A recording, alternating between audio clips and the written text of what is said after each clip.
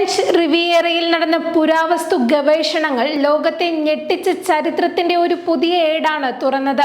160-ലധികം ശവസംസ്കാര കുഴിമാടങ്ങൾ അടങ്ങിയ ബൃഹത്തായ ഒരു റോമൻ ദഹന ശ്മശാനം ഗവേഷകർ ഇവിടെ കണ്ടെത്തി. ഇന്നത്തെ തെക്കൻ ഫ്രാൻസിലുള്ള ഓൾബിയ എന്ന പുരാതന സ്ഥലത്താണ് ഈ കണ്ടെത്തൽ. ഏകദേശം BC 350-ൽ ഒരു കോട്ട കെട്ടി ഗ്രീക്ക് വാസസ്ഥലമായി തുടങ്ങിയ ഓൾബിയ പിന്നീട് BC 49-ൽ ജൂലിയസ് സീസർ മാർസെയിലിനെ കീഴടക്കിയതോടെ ഒരു റോമൻ നഗരമായി രൂപാന്തരപ്പെട്ടു. കച്ചവടത്തിനും ചൂടുവെള്ള സ്നാന കേന്ദ്രങ്ങൾക്കും പ്രസിദ്ധിയാർജിച്ച ഈ നഗരം സമീപത്തെ മാസിലിയോട്ടുകളുടെ നഗരമായിരുന്നു എന്ന് ഭൂമിശാസ്ത്രജ്ഞനായ സ്ട്രാബോ രേഖപ്പെടുത്തിയിട്ടുണ്ട്.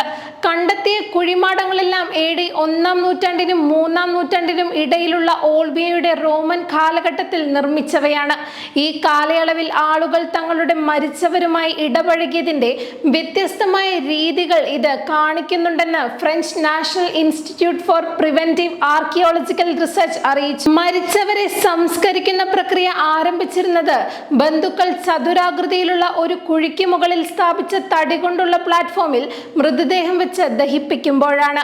ഈ ചിതയുടെ ഉയർന്ന ചൂടിൽ തടി തകരുകയും അസ്ഥികൾ വെളുത്ത് വളഞ്ഞ് പൊട്ടിപ്പോവുകയും ചെയ്യും. മരിച്ചവരെ ആദരിക്കുന്നതിനോ സംരക്ഷണം ഉറപ്പാക്കുന്നതിനോ വേണ്ടി വീഞ്ഞ്, ബിയർ, തേൻ മുതലായ ദ്രാവക വഴിപാടുകൾ അർപ്പിക്കാനുള്ള ഈ ചാനൽ ട്യൂബുകൾ മിക്ക കുഴിമാടങ്ങളെയും വലയം ചെയ്തിരുന്നു.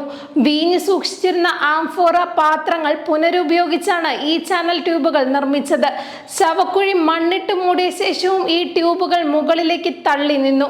ഫെറാലിയ, ലെമുറാലിയ തുടങ്ങിയ റോമൻ ഉത്സവ ദിവസങ്ങളിൽ കുടുംബാംഗങ്ങൾക്ക് ഈ ട്യൂബുകൾ വഴി തങ്ങളുടെ പ്രിയപ്പെട്ടവരെ സന്ദർശിക്കാനും പ്രതീകാത്മകമായി ഭക്ഷണം നൽകാനും സാധിച്ചിരുന്നു. ദൈനംദിന ജോലികളിൽ AI ഉപയോഗിക്കാൻ തങ്ങളുടെ ജീവനക്കാരോട് ആവശ്യപ്പെട്ട് ഗൂഗിൾ, അല്ലെങ്കിൽ കടുത്ത മത്സരത്തിൽ കമ്പനി എതിരാളികളെക്കാൾ പിന്നോക്കം പോകുമെന്നാണ് മുന്നറിയിപ്പ്. അതിനാൽ ഉൽപാദനക്ഷമത മെച്ചപ്പെടുത്താൻ നിരന്തരം AI ഉപയോഗിക്കാൻ കമ്പനി ആവശ്യപ്പെട്ടതായി റിപ്പോർട്ടുകൾ സൂചിപ്പിക്കുന്നു. കഴിഞ്ഞ മാസം നടന്ന ഓൾ ഹാൻഡ്സ് മീറ്റിംഗിൽ എതിരാളികൾ AI-യുമായി മുന്നോട്ട് പോകുകയാണെന്നും ശ്രദ്ധിച്ചില്ലെങ്കിൽ ഗൂഗിൾ പിന്നോട്ട് പോകേണ്ടി വരുമെന്നും Google chief executive Sundar Pichai വ്യക്തമാക്കിയിരുന്നു. AI വഴി കാര്യക്ഷമത വർദ്ധിപ്പിക്കുന്നവർ മാത്രമേ മത്സരക്ഷമത നിലനിർത്തുകയുള്ളൂവെന്നും അദ്ദേഹം കൂട്ടിച്ചേർത്തു. കമ്പനി AI ഡിവൈസുകൾ പുറത്തിറക്കിയതിനു ശേഷം എഞ്ചിനീയർമാരുടെ ആഴ്ചതോറുമുള്ള ഉൽപാദനക്ഷമത സമയം ഇതിനകം 10% വർദ്ധിച്ചതായി കാണിക്കുന്ന ഡേറ്റകളും സുന്ദർ പിച്ചൈ മീറ്റിംഗിൽ എടുത്തു കാണിച്ചിരുന്നു. ഗൂഗിളിൽ ഇൻഹൗസ് AI ടൂളുകളുടെ എണ്ണം കൂടിക്കൊണ്ടിരിക്കുകയാണ്. സോഫ്റ്റ്വെയർ എഞ്ചിനീയറിംഗിൽ AI ഉൾപ്പെടുത്താൻ കമ്പനി കഠിനമായി പരിശ്രമിക്കുകയാണെന്ന് ഗൂഗിളിന്റെ മുൻനിര ഉൽപ്പന്നങ്ങൾ അടിത്തറയിട്ട ടീമുകളെ നയിക്കുന്ന ബ്രയാൻ സലിസോ പറഞ്ഞു. AI സാവി ഗൂഗിൾ എന്ന ആന്തരിക സംരംഭവും സൈഡർ എന്ന കോഡിംഗ് അസിസ്റ്റന്റും അദ്ദേഹം ചൂണ്ടിക്കാട്ടി.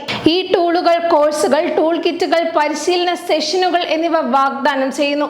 ഗൂഗിളിന്റെ ആന്തരിക AI ടൂളുകൾ ഇനിയും മെച്ചപ്പെടുമെന്നും താമസിയാതെ മിക്ക സോഫ്റ്റ്വെയർ എഞ്ചിനീയറിംഗ് ജോലികളുടെയും അവിഭാജ്യ ഘടകമായി അവ മാറുമെന്നും സലുസോ ജീവനക്കാരോട് പറഞ്ഞു.